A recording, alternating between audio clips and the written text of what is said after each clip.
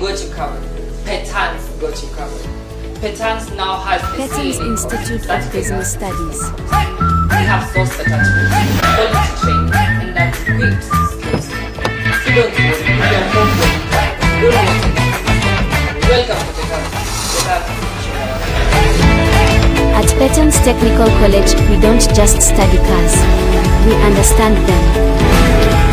In our state-of-the-art workshops, you'll get hands-on experience, from diagnosing vehicles with advanced digital tools, detailed vehicle diagnostics and performance analysis, engine repairs and installations, to fixing and reassembling engines directly onto cars, ensuring every component runs smoothly.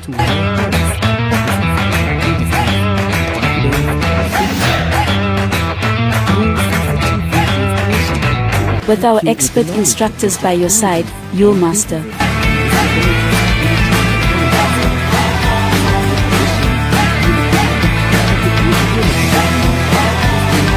Just gear number 1. Advanced braking systems, clutches, and transmissions. Our expert team combines Electrical and wiring systems troubleshooting. ensuring you present job ready. You'll gain the skills and confidence needed for a successful career in the automotive industry. I'm a student at Drought department, electrical installation. Today we are just starting a awareness of circuit, which entails lighting power supply.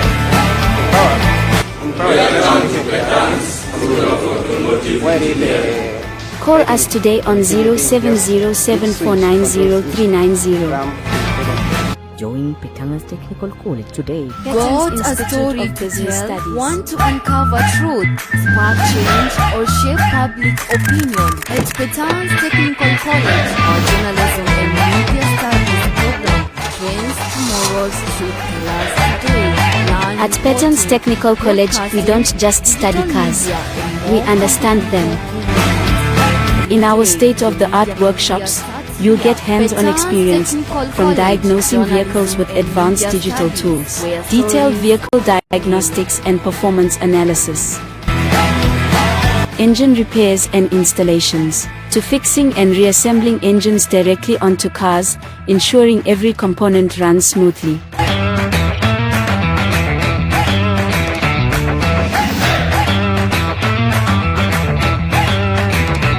With our expert instructors by your side, you'll master.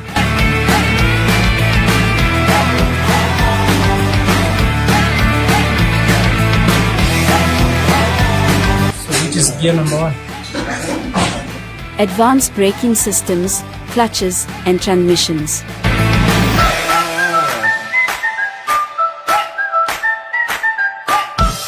Electrical and wiring systems troubleshooting. You'll gain the skills and confidence needed for a successful career in the automotive industry.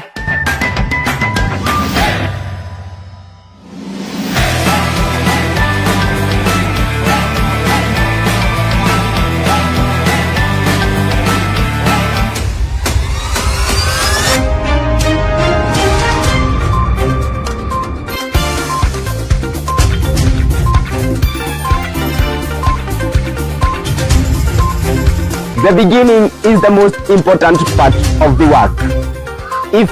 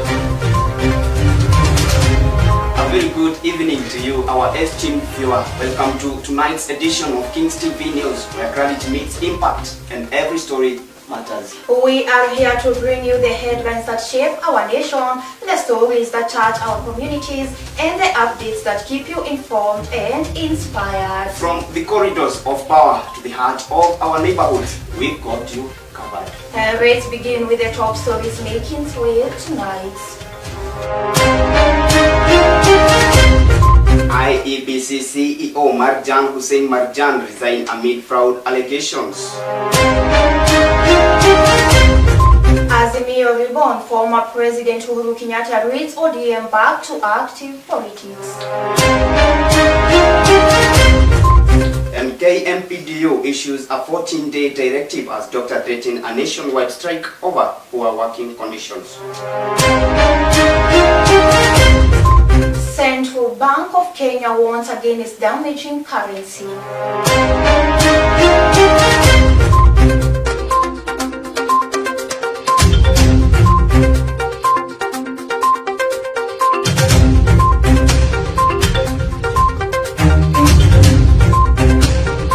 Alright, welcome to the broadcast. My name is Felix Bogo. And I am Omboy Nyokabi.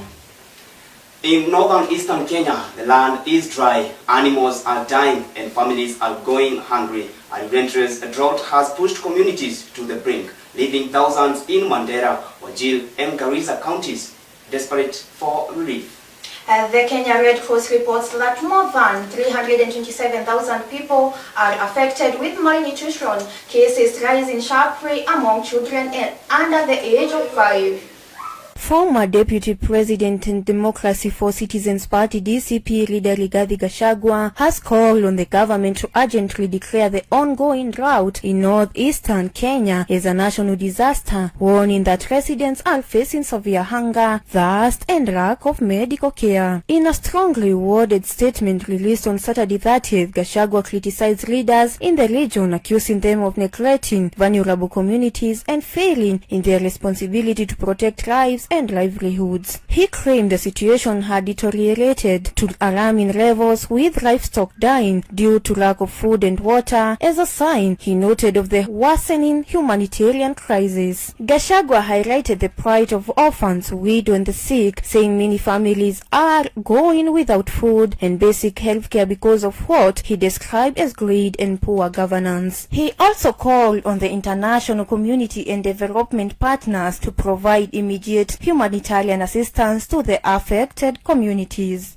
As northern Kenyans continue to endure this drought, the former Deputy President Rigathi Gachagua has insisted that the government should announce the drought as a national disaster. Kings TV, Wamboi Nyokabi. IEBC CEO Marjan Hussein Marjan has resigned under pressure after commissioners confronted him with evidence of procurement fraud and governance failures. The official statement cites a mutual agreement and a structured transition, but sources inside the boardroom tells a different story. Marjan was reportedly concerned during a crisis meeting on Tuesday, February 3rd, where he was confronted with an Auditor's General report flagging massive irregularities. Take a look.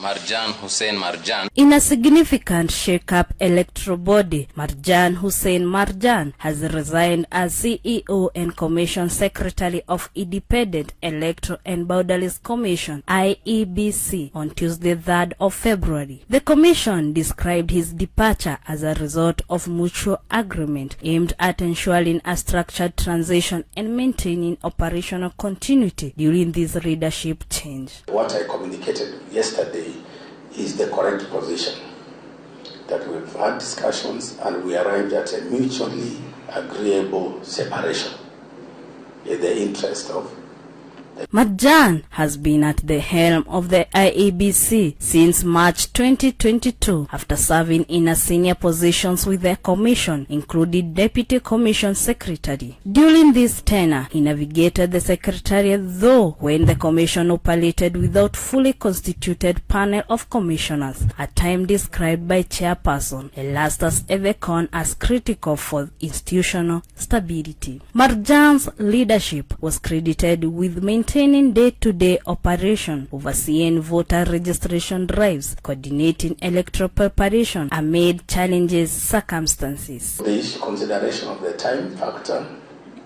the time within which it will take for us also to get a replacement, and of course the need for us to institute certain changes to allow us to actually work efficiently, effectively, and within the timelines, the constrained timelines. However, his resignation comes at a time when the IEBC is under intense public scrutiny. Critics, including opposition leaders and civil society actors, had raised concerns over governance issues, particularly around procurement decisions and the management of electoral technology contracts. The IEBC has assured Kenyans that the leadership change will not disrupt ongoing electoral activities, including by-elections and preparation for the 2027 general elections. An acting head is expected to take over management duties, while the process to recruit a new CEO and commission secretary is set to begin promptly. The commission emphasized that the transition is designed to strengthen accountability, enhance transparency, and improve institutional readiness as we approach the high stake of electoral process. Marjan's resignation marks the end of chapter of IEBC leadership with both praise and criticism. But now the big question is, will the commission manage the transition ahead of 2027 general election? Reporting for Kings, my name is Brenda Kinoti. The Azimio la Umoja coalition has returned to active politics following a leadership shake-up led by former President Uhuru Kenyatta on February 2nd. The coalition named Kalonzo Musyoka as party leader, Karori Omondi as Secretary General, and Philip Kisia as the Executive Director. The decision has since been submitted to the Registrar of Political Parties. This leadership reset marks Azimio's first formal reorganization since Raila Odinga's death in October 2025, restoring a working command structure under Uhuru Kenyatta's chairmanship.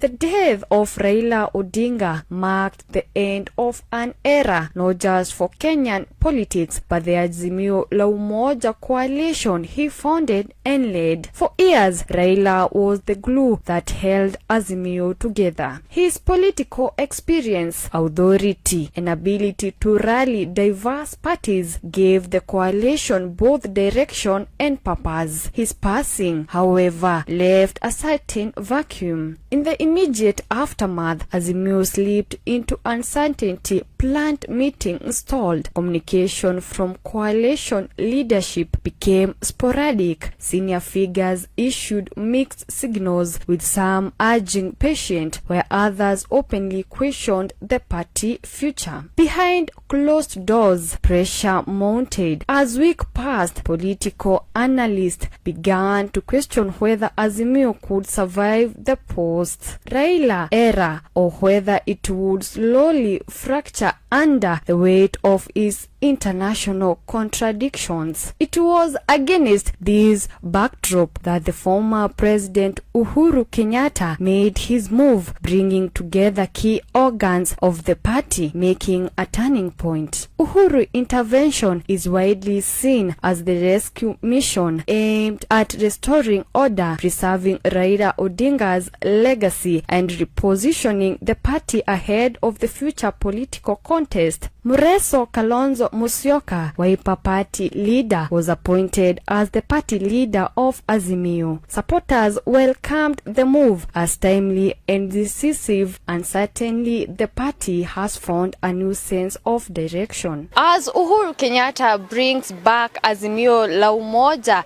back together, the main question remains: what is the plan of the party ahead of 2027 elections? Reporting for Kings TV, Cynthia Nyambura, Kiambu County.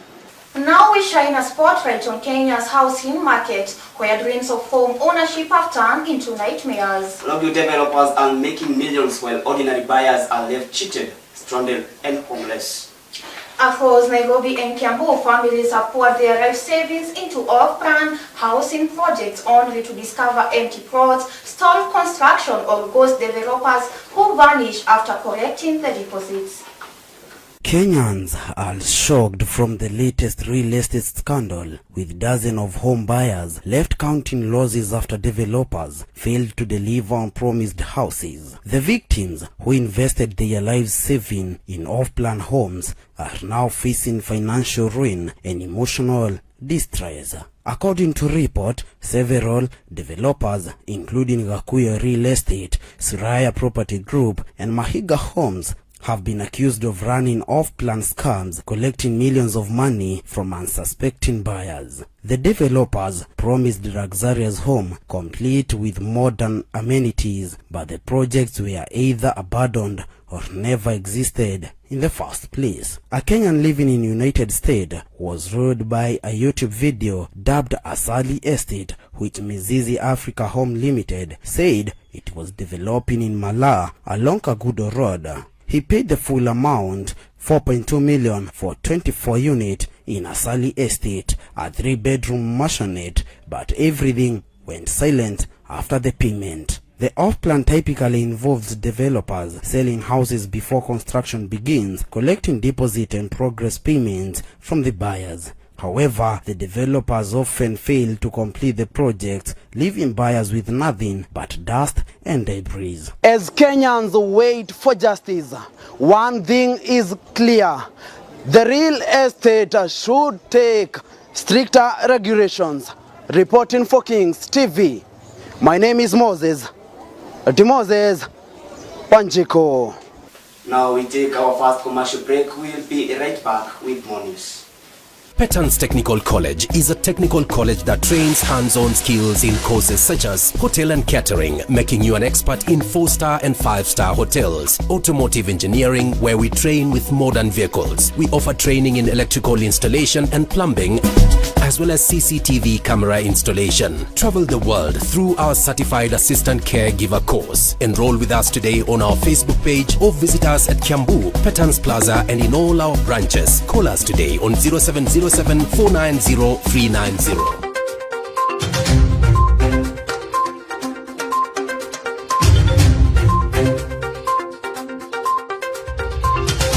Welcome back. Patients at Kenyatta National Hospital in Nairobi are raising serious concerns over prolonged wait times and delays in accessing crucial health services. According to reports circulating on social media and eyewitness account, cancer patients are facing significant delays, particularly due to challenges with the social health authority system, which many says is slowing down treatment and fueling frustrations. Pius Kariuki has more details. Cancer patients at Kenyatta National Hospital, KNH, are raising concern over what they described as long delays and frequent system downtimes under the new Social Health Authority (SHA). On 4th of February, most patients complained on the system, which according to them meant to approve treatment and process coverage. Now, it has become unreliable, forcing some to wait for hours and in some cases days before accusing critical services such as chemotherapy and radiotherapy.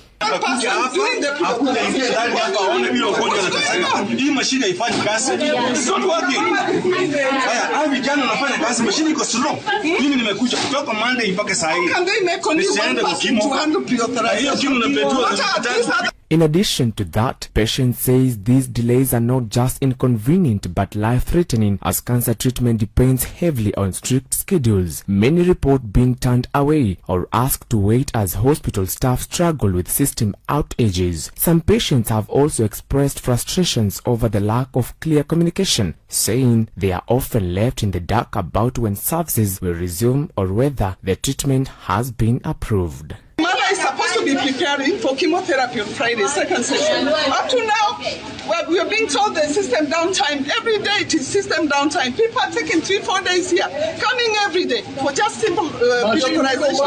What's going on?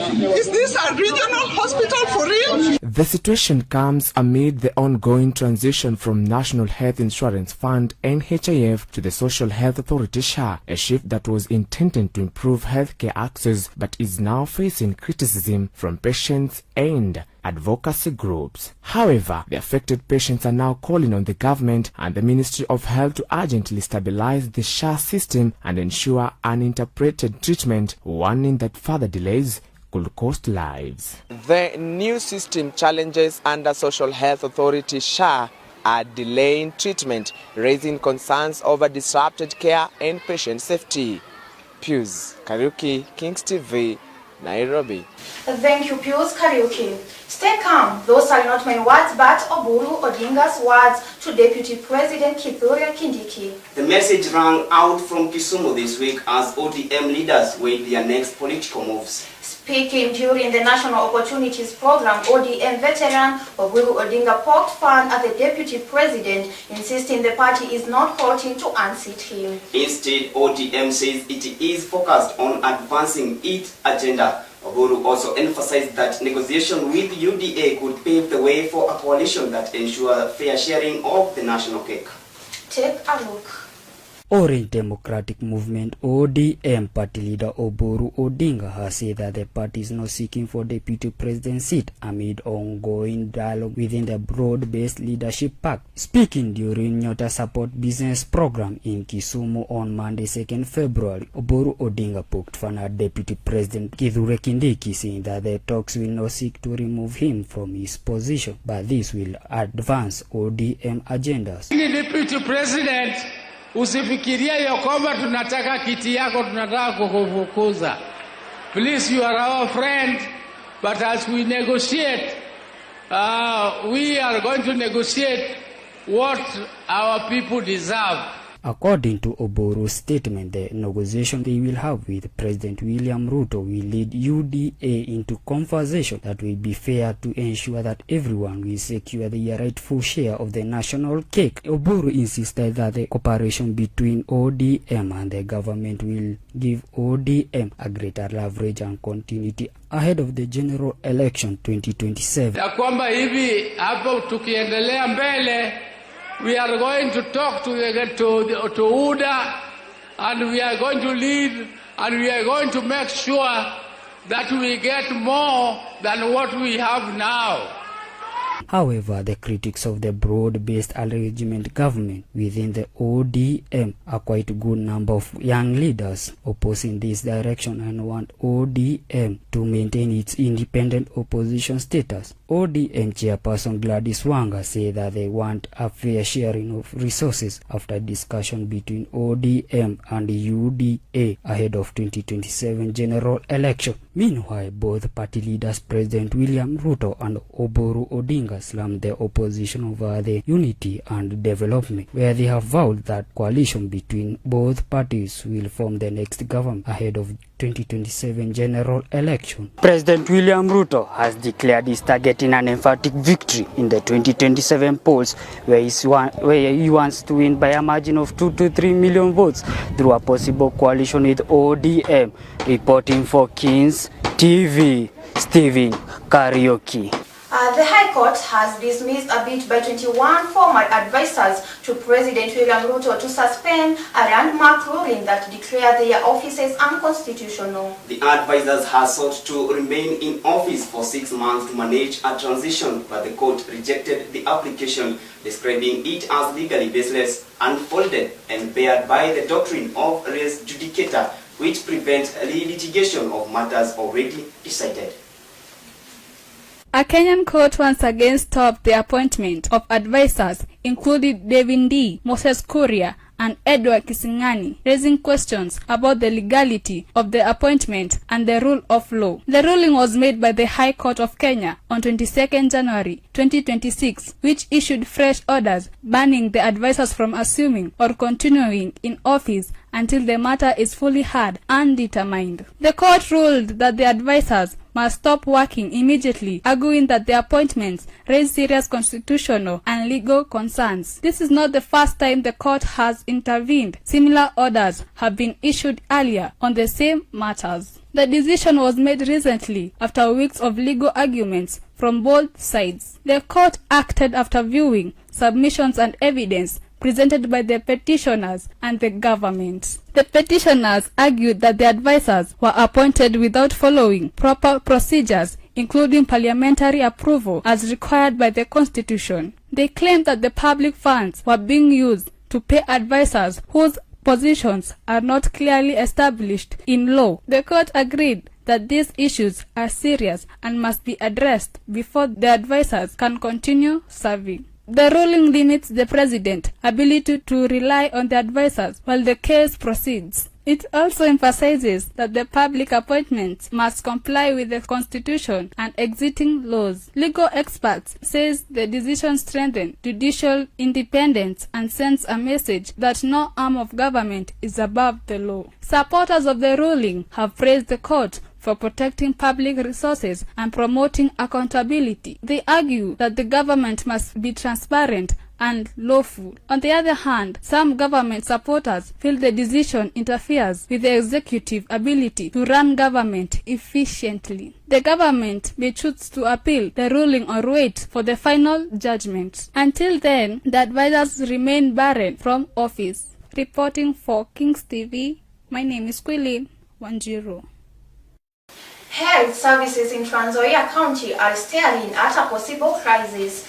Doctors have issued a 14-day strike notice warning they will down their tools if their welfare concerns are not addressed. The Kenya Medical Practitioner, Pharmacist and Dentist Union, KMPDU, says the county government has failed to implement agreements on doctors' working conditions, including medical covers and stalled promotions.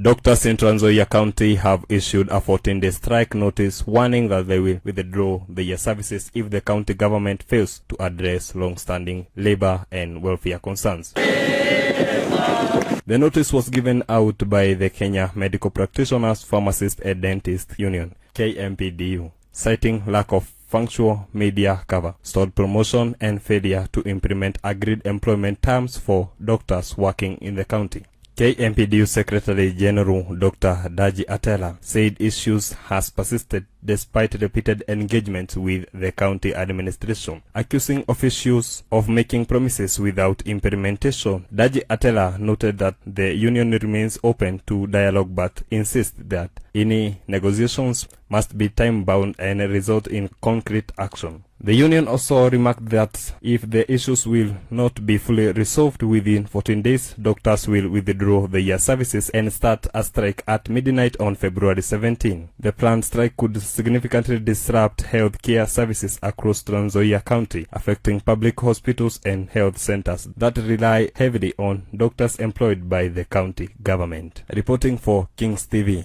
I'm Gerard Maina. We will take another commercial break. We will be right back. Deepens Technical College is a technical college that trains hands-on skills in courses such as hotel and catering, making you an expert in 4-star and 5-star hotels, automotive engineering, where we train with modern vehicles. We offer training in electrical installation and plumbing, as well as CCTV camera installation. Travel the world through our certified assistant caregiver course. Enroll with us today on our Facebook page or visit us at Kiambu, Deepens Plaza and in all our branches. Call us today on 0707 490 390.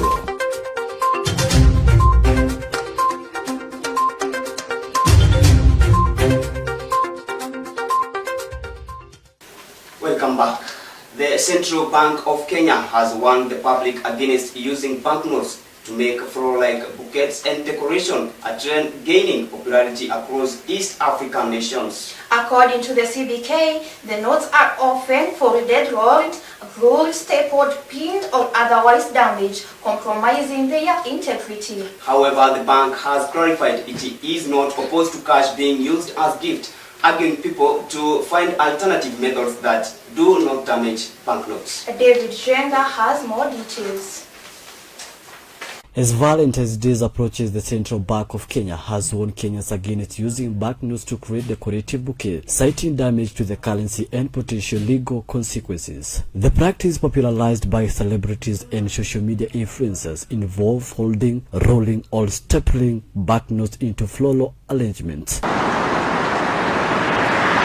CBK says this compromises the integrity of Kenya's shilling banknotes, rendering them unsuitable for circulation and increasing rejection rules during processing. The warning comes ahead of Valentine's Day, when cash bouquets are often gifted. CBK emphasizes that while cash gifts are acceptable, they should not involve altering or damaging banknotes. Section 367 of Kenya's Penal Code prohibits defensive mutilating or impairing currency notes, with offenders facing to 7 years in jail or a fine. Ought to remind them that the question of mutilation ought to be destruction.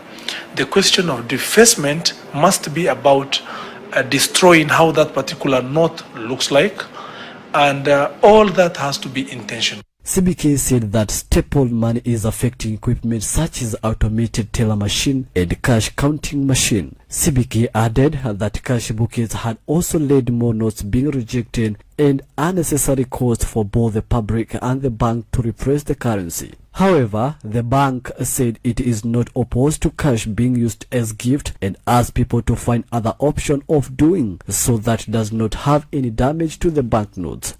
The move has sparked mixed reaction, with some Kenyans supporting the decision and others joking about the timing. Kenyans are being advised to think twice before handing over cash bouquet this Valentine. With the CBK bans in place, this note might just end up being worthless. Reporting for Kings TV, my name is David Jenga. Kenya's High Court has delivered a landmark ruling ordering the government to prioritize local rice before opening the floodgates to duty-free imports. The decision is a lifeline for farmers in Mwea, Ahero and Bunyala, who feared their harvest would be overwhelmed by cheap imports. The ruling requires the government to exhaust local stocks before importing the remaining 254,000 tons of rice approved under a 2025 Gazette notice. The government has defended its plan to import 500,000 tons of grade 1 milled white rice tax-free. Appearing before the High Court, Attorney General Dorcas Oduor and Agriculture Cabinet Secretary Mutahi Kagwe, the officials said blocking the importation could worsen the country's growing food crisis. Our duty-free importation before effective mop-up will adversely affect the farmers' returns at farm and processed production by the resultant downward effect on the price of the produce on account of availability of cheaper duty-free rice. They urged Justice Edward Mureithi not to impose conservatory orders suspending the importation within country's current rice supply is systematically deficient, with domestic production meeting less than 20% of annual demand. According to the government, blocking imports could trigger sharp price increases, excessively affecting the low-income households in informal settlements and drought-affected counties. The court that it is possible to uphold the farmers' interests to an economic return on their agricultural produce, as well as seal the deficit in the demand and consumption against the available production, thereby implement the government's obligations in respect to the right to adequate food. The court ordered that from January to June, the countries will require about 750,000 metric tons of rice, yet domestic output is projected at just 110,000 metric tons. Official data presented to the court shows the country's rice deficit is worsening amid erratic rainfall and reduced water availability in key irrigation schemes such as Mwea, Ahero, and Bunyala. Court rules state agencies must buy Kenyan rice before looking abroad to enable boosting of the local farmers. Reporting for Kings TV, Frida Kahiga.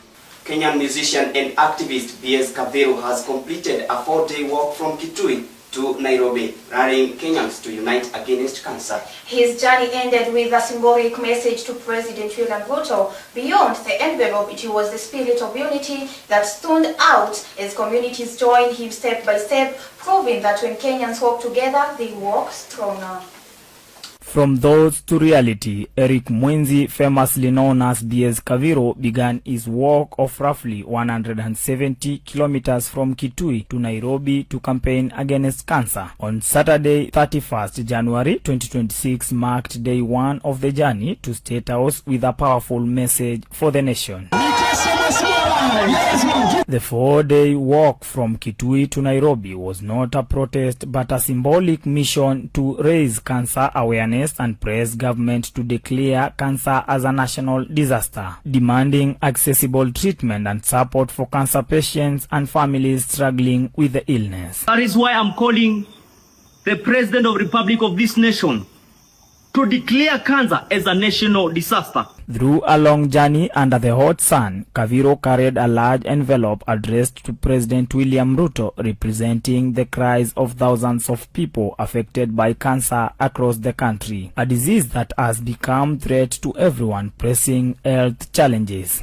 What began as a solo movement drew the attention of many citizens from different destinations joining Kaviro on his mission. Government officials provided Kaviro and the rest with medical teams, water supplies and an ambulance for the safety of each individual within the mission. By Monday, 2nd February 2026, after a strenuous walk from kilometer to kilometer, 4 days, he handed over the petition to the president representative, urging urgent action to strengthen Kenya's cancer response and make treatment more affordable to all. We work for Kaviro, for every family affected by cancer, and to remind our leaders that awareness must lead to action. Reporting for Kings TV, my name, Bernard Nzuki. Right, and in Siaya County, behind the glitter of gold lies a darker story. Female leaders are raising alarm over systematic sexual harassment in artisanal mining areas. According to Southeast Arego Ward, MCA Scholastica Madowo, widows and single mothers are struggling to survive being coerced into sexual relationship by men who control access to mining shafts and stones. In some cases, women are denied work unless they submit. And the readers say this exploitation is not just abuse, but a form of gender-based violence rooted in poverty and neglect. Female members of Siaya County Assembly have raised alarm over what they are termed as a systematic sexual harassment and exploitation of women in essential gold mining areas. Read by Southeast Arengo Ward MCA Scholastica Madau, the women caucus said widow single mothers struggling to survive are being coerced into sexual relationships by control access to mining shifts and gold-bearing stones. In the same areas, they noted that women are denied work unless they submit to sexual demands, describing the abuse as gender-based violence in poverty, poor imbalance, and state neglect.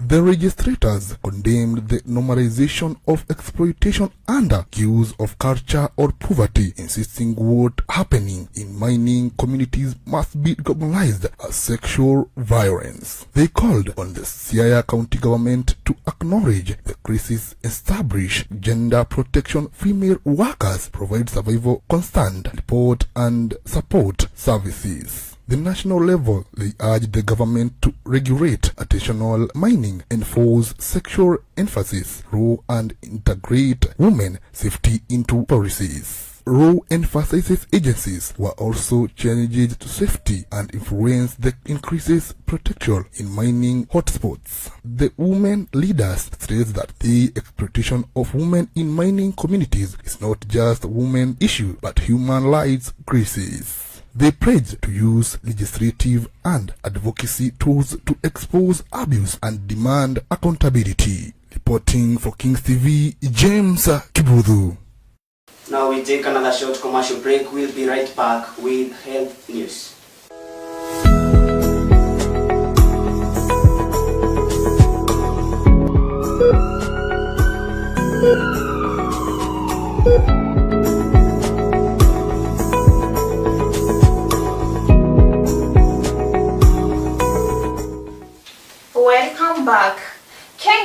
staring at a reproductive health crisis with public clinics across the country running out of condoms and birth control pills. Shelves are empty and women seeking family planning services are being turned away. The shortage follows the suspension of donor funding 6 months ago, leaving healthcare workers facing daily moral dilemmas. The National Endemic Disease Control Council is urging Kenyans to adopt a total market approach, encouraging the purchase of affordable condoms from shops when free supplies run out. Ruth Kamau reports. Access to contraception is often taken for granted, but in recent years, a global shortage of condoms and birth control pills has exposed serious vulnerabilities in reproductive health systems. The shortage was driven largely by disruptions during the COVID-19 pandemic, lockdowns, factory closures, and labor shortages slowed manufacturing at critical time. Many of the world's condoms are produced in Southeast Asia, particularly in Malaysia, which supplies insignificant share of global market. When factories there were forced to shut down or reduce capacity, production dropped sharply. At the same time, international shipping delays and border restrictions made it difficult to transport both raw materials and finished products. Health experts warn the consequences to go beyond inconvenience. Reduced access to contraception increases the risk of unwanted pregnancies and sexually transmitted infections, particularly in low-income communities where alternatives are limited. In some regions, family planning clinics were forced to ration supplies, delay services. Patients were advised to switch methods when possible, though doctors cautioned that not all contraceptives are suitable for everyone. The situation has underscored how closely reproductive health depends on global trade and how quickly essential services can be disrupted during a crisis. Kenya's healthcare system struggles with severe shortage of condoms and birth control pills, sparking with concerns over reproductive access. Reporting for Kings TV, my name is Ruth Kamau. We take another short commercial break. We'll be right back with business news.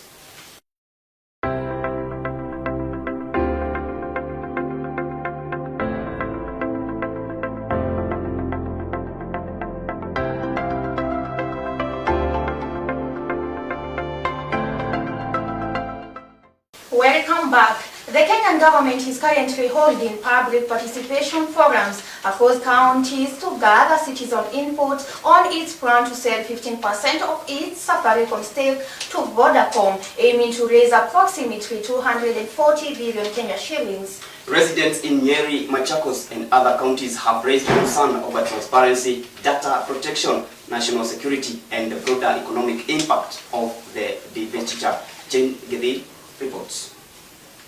A public participation session was held at the Kenyatta International Convention Center, KICC, in Nairobi on Tuesday, 3rd of February, where Kenyans were invited to present their views on the government's proposed sale of shares in Safaricom PLC. The government plans to sell 15% part of its ownership in a big telecommunication company, which will be held equivalent to about 6 billion shares listed on the National Securities Exchange. From the sale, the government will raise funds for construction of roads, schools, hospitals and other development projects without borrowing loans. According to the proposal, the shares will be sold to the Vodafone Group at a negotiated price of 35 Kenyan shillings per share, a move which is expected to raise between 204 and 205 billions. In addition, the government claimed that the shares will be sold directly from one owner to another, that is from government to the Vodafone Group, meaning it won't affect Safaricom operations. According to the critics, they say that the public hasn't been properly consulted about the share sale and warn that changing Safaricom's ownership could affect government revenue. However, the government has technically listened well enough to ordinary citizens' concerns. According to the experts, they say that any change in Safaricom's ownership could influence national finances and investors' confidence given the company's profitability. Reporting for Kings TV, my name is Jane Kethi. Welcome to the sports desk with our sports reporter Felix Mbogo. Kakamega Homeboys player Silas Abungana has passed away after scrambling to head injuries sustained from an attack on Tuesday night. The club has confirmed that Silas passed away a few minutes before midnight on Wednesday, 4th February, while receiving treatment at Kakamega County General Hospital after scrambling to head injuries sustained during an attack on Tuesday, 3rd February night. Sports Cabinet Secretary Salim Vuria has announced that the national government will assume renovation of the Mombasa Stadium upon formal handover, and a receipt of the project current fiscal status state that the technical team will conduct a detailed review of the remaining scope to guide completion in line with the government's approved design and standard. Vuria exuded confidence that once completed, the stadium will position Mombasa for sports tourism. Liam Rosinia accused Arsenal of lack of respect after X-rated outspan ahead of Chelsea EFL Cup semi-finals defeat. Liam Rosinia has accused Arsenal of lacking respect after his X-rated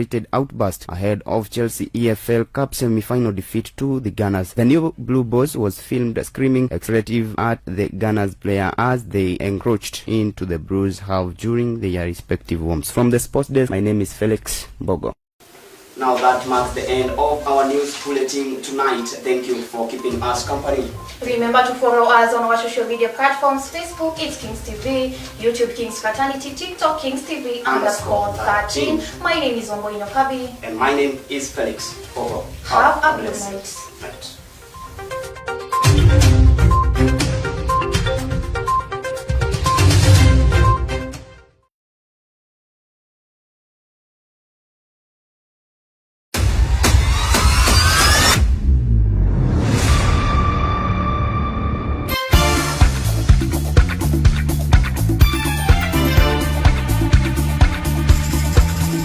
The beginning is the most important part of the work.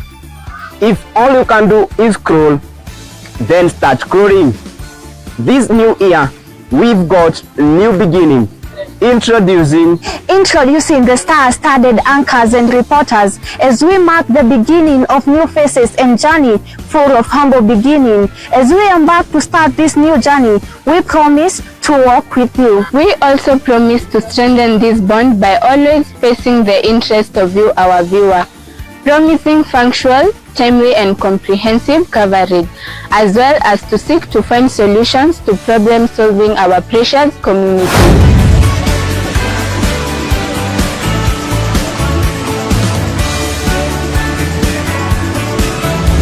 We will not just tell you what is happening. We will also ensure that you understand why is it important to you and to our community. It is news coverage that is original, compelling and in-depth. We will also give all breaking news, both local and international. Be it politics, social, business and even sports. What you have heard is agreed. What you have seen is our plan. As we proceed to give you what you need, why don't you join us? My name is Bogo Felix. And my name is Wamboe Nyokabi. And I am Fidelis Nirigi. My name is Moses Wanjiko.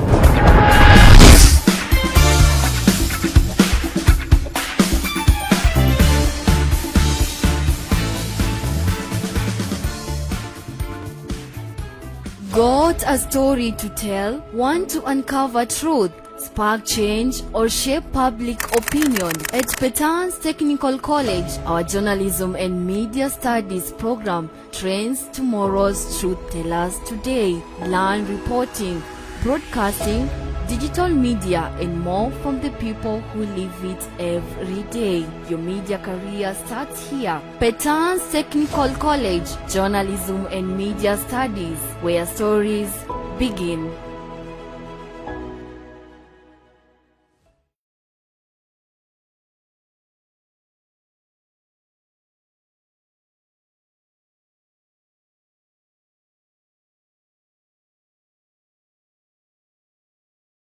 Hello, my name is Graham Miano. I'm from Petan's Technical College. Are you from Foliva? Currently you got nothing to do, you don't know what's your next big step. Don't worry, I got you covered. Petan's got you covered. Petan's now has the CNA course, the Certified Nurse Assistant course. We have sourced attachments, quality training, and an equipped skills lab. So don't worry, if you're a Form 4 leaver, you don't know what's your next big step, welcome to Petans. Petans Shilewa.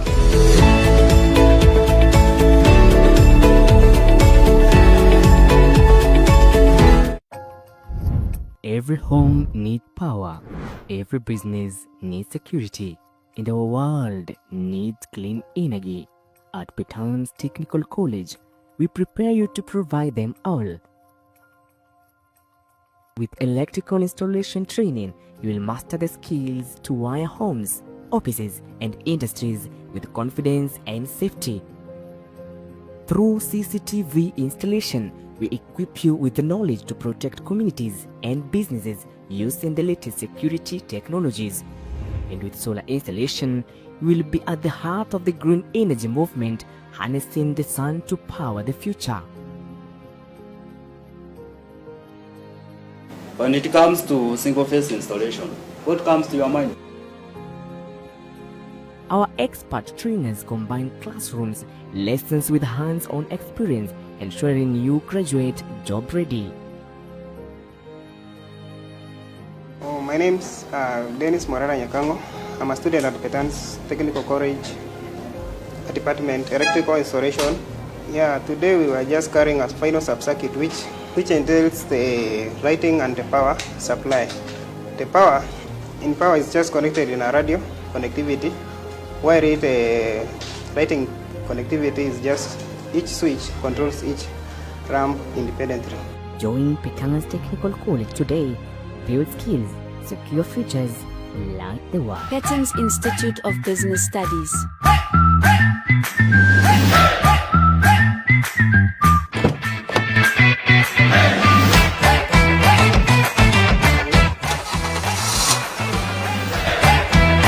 At Petans Technical College, we don't just study cars, we understand them. In our state-of-the-art workshops, you'll get hands-on experience, from diagnosing vehicles with advanced digital tools, detailed vehicle diagnostics and performance analysis, engine repairs and installations, to fixing and reassembling engines directly onto cars, ensuring every component runs smoothly.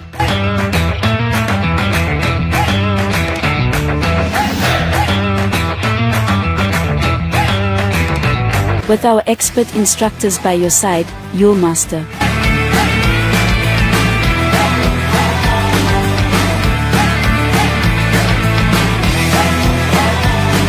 Which is gear number 1?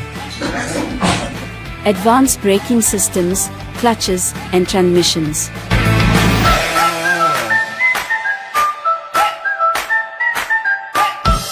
Electrical and wiring systems troubleshooting. You'll gain the skills and confidence needed for a successful career in the automotive industry.